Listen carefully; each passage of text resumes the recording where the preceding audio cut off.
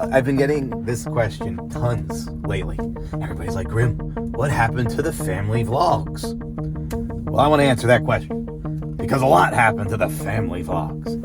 And you know what's the first thing is, well, my family is way different now, so it's kind of harder to vlog with them. My girls aren't 7 and 4 anymore. And they're 17, and Molly's got a job and a boyfriend and school and dancing, and same, my younger one's got all her extracurricular activities, homework, school, friends, so they're barely around anymore. Number one. Number two, me and you, we have a completely different dynamic. We have like that best friend running around having fun gimmick. You know, I don't film our arguments and situations like the way that I used to, because we don't really have those. We have different situations, you know what I'm saying? So the content seems a lot different when your life is a lot different. Our life is a lot different. And then the other thing, YouTube wants to demonetize family vlogging because of like all the abuse that have happened with some of these families, like Daddy of 5, and then that crazy woman, they just found all those kids locked up in the basement. Basically, YouTube is kind of shutting it down anyway. So that's why I've been moving into that different style content. I'm still going to make vlogs. You know, me and Tina are going to vlog around here and there. But at the same time, I've been liking making those videos, telling you guys stories about some of the things I've been through. Guys, I have a million amazing stories, and I can't wait to share a lot of them with you. And the best part is I have footage and proof and everything to back it all up. So y'all know that ain't just telling stories. It's actual real life stuff that happened to me. And it's really cool. So I appreciate you guys supporting those videos. One of the other huge obstacles I faced in making family vlogging, aside from my children aging, getting older, and not wanting to be part of my vlogs, is COVID. The COVID regulations shut down the entire world. So a lot of my family vlogs were predicated on me and the family going out and doing things in public. Literally just a real family vacation. And I would just film what was happening on our real family vacation. You know, we went out to the Poconos, we went to the Great Wolf Lodge, I'm throwing WWE figures around, you know, going out to the restaurants, and then wham, COVID comes and shuts all of that down. Now, yes, me and my ex-wife, at the time we were together. We had broken up before COVID, and kind of the family vlogs were struggling then. And why were they struggling? It was because we weren't a family unit anymore. We were not doing this kind of stuff, going to the Great Wolf Lodge. We were not, you know, going out to family dinners anymore because we were broke up. You know, so now it was just me trying to do things alone with my kids and her doing things alone with her kids. We weren't really filming together, because if we did, those videos would get even worse than the stuff we had uploaded years prior to that. One of the major impacts on my channel as a whole is the fact that once everyone kind of started doing it, it became very diluted trying to get some of the other wrestlers that I know to, you know, play along with my videos, even though they can't be in my videos. And one of those was Paige, for example. And thanks to Paige, I had an entire family vacation because of the little feud that my ex-wife had with Paige, going back and forth only on social media, you know. And just because Paige kind of played along with it, or, you know, went along with it, or was actually triggered by it, I don't really know. But I do want to tell the full story about that. So let me know in the comments below if you want to hear the full Paige story and how that all came about and where it kind of stands now. I do want to tell that story. So let me know in the comments below if you want to hear it and like the video. So we went on this whole entire family vacation, and in the vacation, I just, you know, because it was all thanks to Paige, really, I was wearing the Paige shirt, and my ex-wife was getting all triggered about it, and I just feel like that type of content would not even hit today. People would be like, what the hell even is this? You know, especially, you know, right now that people really don't like Paige, aka Soraya. We blended that into our family vacation, and now today I feel like if it's real, I gotta say this is real. And if it's story, I gotta say it's story. And if I start trying to blend it, people get upset.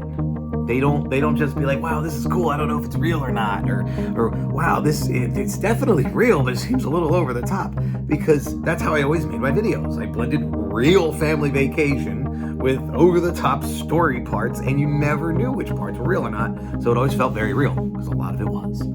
And doing that now doesn't work.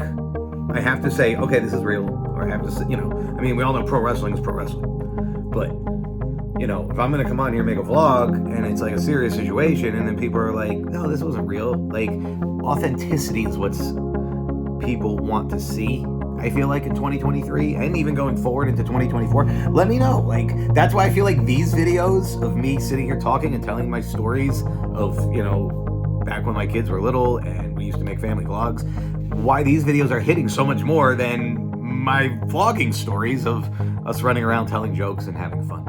So authenticity is what works, and that's why I'm being authentic with you guys right now. One of the major things my family vlogs was based on was going out to eat. Buffets, restaurants, fast food, you name it, we tried it, we were there, we were eating it, we were stuffing our face. My entire catchphrase is eat it, yeah. And I was ballooned up to 350 pounds. I'm almost like a Nick Avocado, but it was kind of so slow and I wasn't disgusting about it that nobody really noticed. But when I started YouTube in 2012, dude, I was skinny. I was like 212 pounds. And in 2021, I was 346 pounds. And it was because of the way I was eating and family vlogging and literally Nick Avocadoing myself, making myself sick in the process. And I needed to stop that. And I said, well, but my audience wants to see me try the new Burger King Spicy Angry Whopper and I need to eat it, yeah. And I was like, I love that and I love doing it for you guys, but wouldn't you rather have me sitting here being authentic, telling you guys stories than dead of fatty liver disease because I'm eating myself into an early death? And I don't want that. I want to live. I want to have fun. I want to hang out with you guys. I want to continue making videos. And that's why I'm losing the weight. That's why I'm getting in shape. And that's why I'm saying, instead of eat it, yeah, it's no longer my catchphrase. It's you're going to get snapped by a Slim Grim because I'm trying to get slim, trim, trying to get rich. And back for round 2, biatch. So this next reason that family vlogging really changed on this channel was I was no longer a family man. Like I said, my complete and utter dynamic had changed. Now I'm a single 40-year-old guy.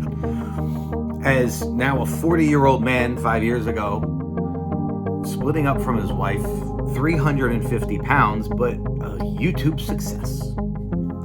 So what am I going to do with myself, right? Well, now I'm not going to make family vlogs going out with my wife and kids because I don't got that no more, okay? I'm living in a separate house. My kids, they have school, they have dancing classes, whatever. I'm seeing them a few hours a week. When I pick them up, I don't want to sit there and just instantly shove a camera in their face. We were going through an emotional time, especially for that first year.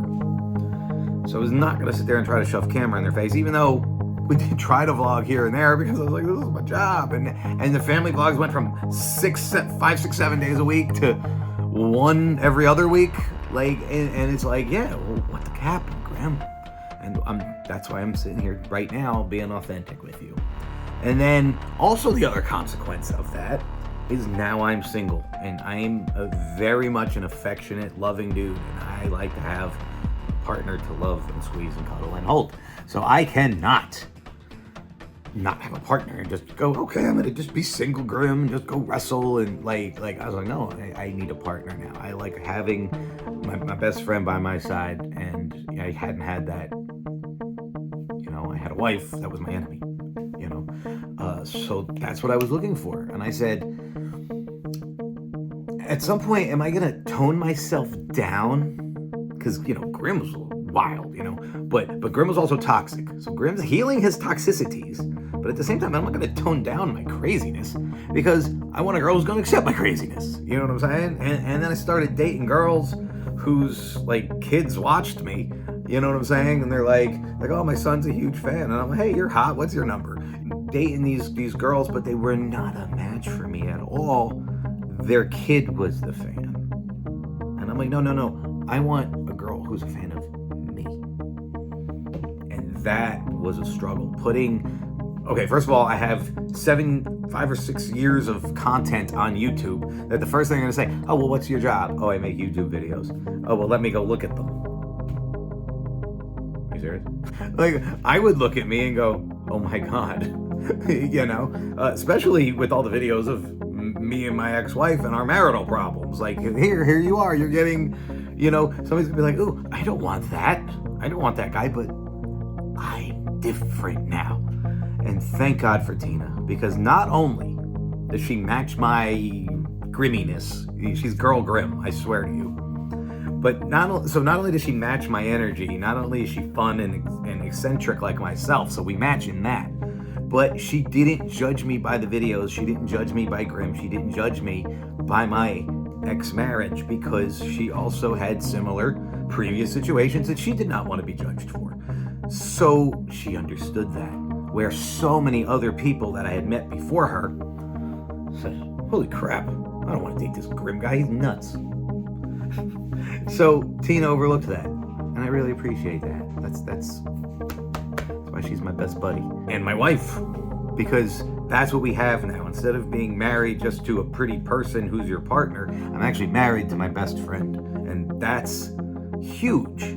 But it completely changes the dynamic of my videos, because I used to be married to the nemesis of the show. You know, when you watch a show, you have the hero and you have the villain. And I was the hero and she was the villain. And now Tina is not my villain. So the dynamic has changed. Thank you guys so much for watching this video. I really appreciate all your support. And I'm going to keep bringing forth some authenticity. Even when I vlog, I'm just going to not try to be over the top and crazy and be grim. I'm just going to be Dave.